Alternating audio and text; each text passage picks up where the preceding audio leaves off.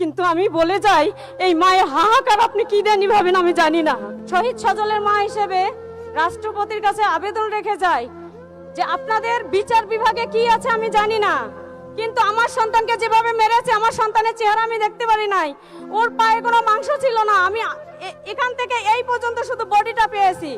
সেই আইনে আপনাদের কি ধারাবাহিকতা আছে আমি জানি না, কিন্তু প্রকাশ্যে এই হাসিনা সহ এই দোষরদের প্রকাশ্যে আমার সন্তানদের যেভাবে মেরেছে তাদেরকেও ফাঁসিতে ঝুলিয়ে আদামরা করে আমার সন্তানের মতো পুড়িয়ে দিতে হবে।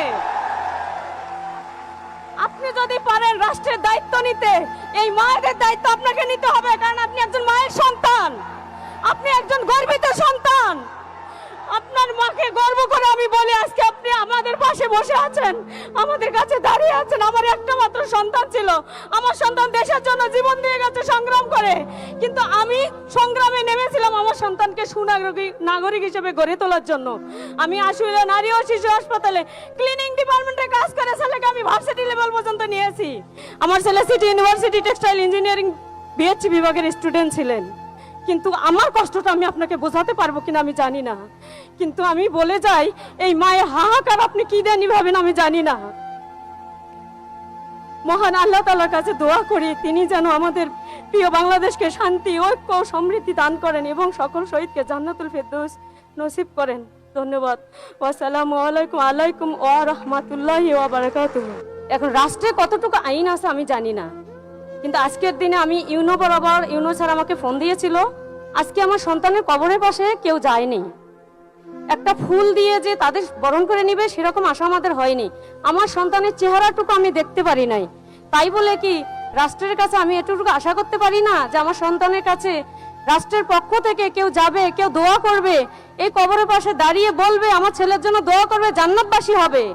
কিন্তু দোয়া করতেছে তারা বিভিন্ন জায়গায় দোয়া করতে, তো সাধারণ মানুষ মারা গেলেও তো সেভাবে দোয়া করে, কিন্তু আমি তো একজন আমার শহীদের জননী, আমি আমার সন্তানের মুখ দেখতে পারিনি, তাই বলে কি আমার সম্মানটুকু আমি পাবো না?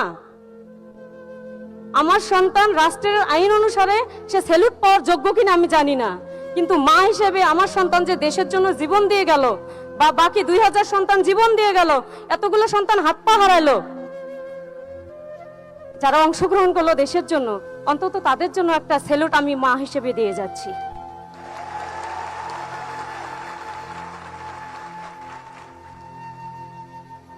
সেই সাথে আমি আরো কিছু কথা বলে যেতে চাই যে জুলাই আন্দোলনে সকল শহীদের যথাযথ রাষ্ট্রীয় মর্যাদা, সম্মান, স্বীকৃতি নিশ্চিত করবেন।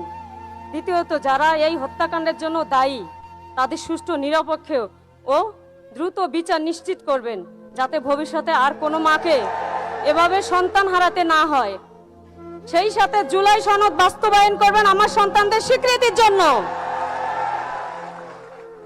সেই সাথে আমি বলবো, আহত এবং শহীদ পরিবারের যারা কর্মক্ষমতা লোক একমাত্র ছিল, তাদের আজ অসহায় অবস্থা, তাদের খোঁজ খবর নেবেন, তার পুনর্বাসিত করবেন। আমাদের সন্তানদের আত্মত্যাগের ইতিহাস দেশ ও বিশ্বের সামনে যথাযথভাবে তুলে ধরার উদ্যোগ গ্রহণ করবেন, যাতে আগামী প্রজন্ম তাদের ত্যাগের কথা গর্বের সঙ্গে স্মরণ করতে পারে। আমরা এমন একটি বাংলাদেশ চাই যেখানে গুম, খুন, দুর্নীতি, ধর্ষণ, শিশু, নারী ও নির্যাতনের কোনো স্থান থাকবে না, যেখানে আইনের শাসন প্রতিষ্ঠিত হবে, ন্যায় বিচার হবে এবং সবাই নিরাপদ, শান্তিপূর্ণ বসবাস করতে পারবে। আমাদের সন্তানদের স্বপ্ন ছিল একটি বৈষম্যহীন, ন্যায়ভিত্তিক ও মানবিক বাংলাদেশ। সেই স্বপ্ন বাস্তবায়নই তাদের আত্মত্যাগের প্রতি প্রকৃত সম্মান।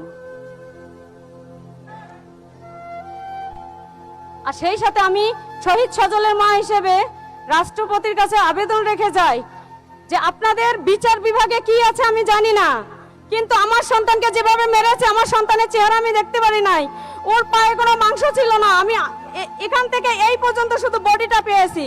সেই আইনে আপনাদের কি ধারাবাহিকতা আছে আমি জানি না, কিন্তু প্রকাশ্যে এই হাসিনা সহ এই দোষরদের প্রকাশ্যে আমার সন্তানদের যেভাবে মেরেছে তাদেরকেও ফাঁসিতে ঝুলিয়ে আদামরা করে আমার সন্তানের মতো পুড়িয়ে দিতে হবে।